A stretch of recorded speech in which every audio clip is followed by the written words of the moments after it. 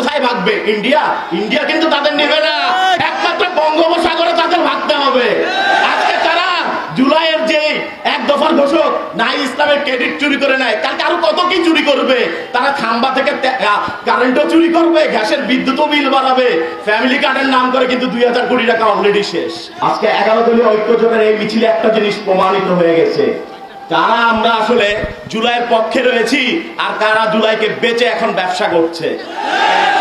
আজকে আপনারা এখানে সবাই আছেন, আপনারা আমাকে একটা কথা বলেন, আপনাদের কি মনে হয় ফ্যাসিবাদী দূর হয়ে গেছে? তারা আবার ফিরে আসতে চায়, তারা নিজেরাই আবার স্বীকার করে তারা স্বৈরাচার, কিন্তু একটু কম আওয়ামী লীগ থেকে। তারা ভুলে যায় আওয়ামী লীগকে যদি আমরা নামাইতে পারি, বিএনপি যদি কখনো স্বৈরাচারী হওয়ার চেষ্টা করে, তারা দিশ পাবে না, তারা কোথায় ভাগবে? ইন্ডিয়া? ইন্ডিয়া কিন্তু তাদের নেবে না, একমাত্র বঙ্গোপসাগরে তাদের ভাগতে হবে। আজকে তারা জুলাইয়ের যে এক দফার ঘোষক নাই ইসলামের ক্রেডিট চুরি করে নেয়, কালকে আরো কত কি চুরি করবে।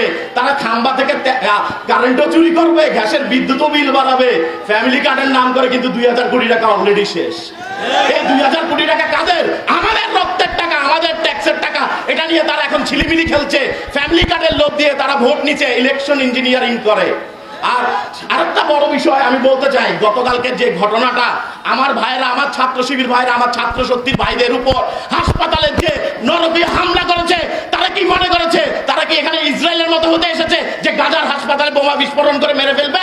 আমাদের হাসপাতালে আমাদের ভাইদেরকে মারে আর আমরা কি চুপ থাকবো? তারা মনে করে নয়ন যতই হেলমেট নিয়ে যাক, তার হেলমেট ছিঁড়ে ফেলা হবে, সে সুযোগ পাবে না। যদি নামে রংপুরের মতো ক্যাম্পাস ছাড়া হতে হবে, তারা ভুলে যায় তারা এই স্বৈরাচারী আচরণ যদি করতেই থাকে, আমরা আবার এক হব।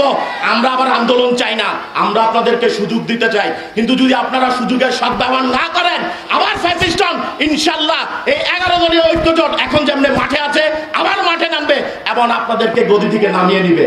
ধন্যবাদ জানাই আমি 11 দলীয় ঐক্যজোটকে, সবাইকে ধন্যবাদ। এই বৃষ্টি ভেজার সময় আপনারা সবাই একত্রিত হয়েছেন, শুধু মনে রাখেন আমাদের যাত্রা শেষ হয় নাই, আমাদের মাঠে খুব শীঘ্রই নামতে হবে। ধন্যবাদ সবাইকে। ইনকিলাব ইনকিলাব।